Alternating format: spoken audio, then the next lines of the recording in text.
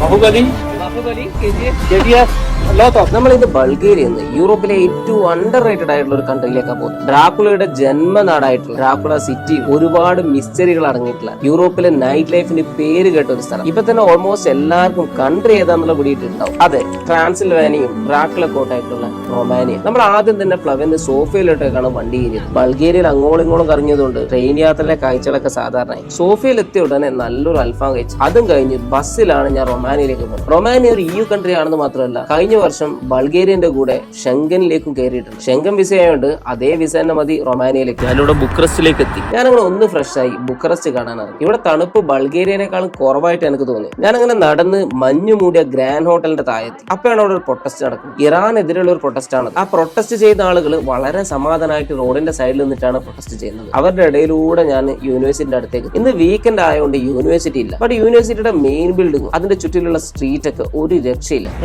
Active ആയിട്ടുള്ള city. അതുകൊണ്ട് ഇങ്ങനെ നടക്കുമ്പോഴേക്കും നേരെ ഇരുട്ടിയിട്ടുണ്ടായിരുന്നു. ഞാൻ അങ്ങനെ ഓൾഡ് ടൗൺ കാണാൻ പോയി. വീക്കെൻഡ് ആയതുകൊണ്ട് തന്നെ ഓൾഡ് ടൗൺ ശരിക്കും ഫുൾ ആൻഡ് ഫുൾ ആക്റ്റീവ് ആയിരുന്നു. ഒരുപാട് ആളുകളും ലൈറ്റ്സും സൗണ്ട് ഒക്കെ ആയിട്ട് ഫുൾ ആക്റ്റീവ്. റൊമാനിയയിൽ തന്നെ ഭയങ്കര ഫേമസ് ആയിട്ടുള്ള മെക്ക വില്ല ക്രോസ് പാസേജിൽ ഞാനൊന്ന് പോയി. ഈ പാസേജ് പറയുന്നത് രണ്ടാളുകൾക്ക് മാത്രം നടക്കാനുള്ള സ്പേസ് ആണ്. അതായത് അവരുദ്ദേശിക്കുന്ന കപ്പിൾസിന് നടക്കാൻ വേണ്ടിയിട്ടുള്ള ഒരു സ്ഥലമായിട്ടാണ്. ഈ ഒരു പാസേജിന്റെ ചുറ്റുമാണ് ശരിക്കും നൈറ്റ് ലൈഫ് എനിക്ക് തോന്നിയിട്ടുള്ളത്. ഈ സ്ട്രീറ്റിലൂടെ നടന്നപ്പം എനിക്ക് മനസ്സിലായിട്ടുള്ളത് യൂറോപ്പിന്റെ പല ഭാഗത്തു നിന്ന് ആളുകൾ ഇങ്ങോട്ടേക്ക് വരുന്നുണ്ട്. എല്ലാവരും ഒന്ന് ചില്ല് ചെയ്യാൻ വേണ്ടി വരുന്ന സ്ഥലമാണ്. അങ്ങനെ ആ നൈറ്റ് ലൈഫ് കണ്ട് ഒരു ഷവർമയും കഴിച്ച് ഞാൻ നേരെ തിരിച്ചു വന്നു. നാളെ നമുക്ക് ബുക്കറസ്റ്റ് സിറ്റി ഒന്ന് കാണാം.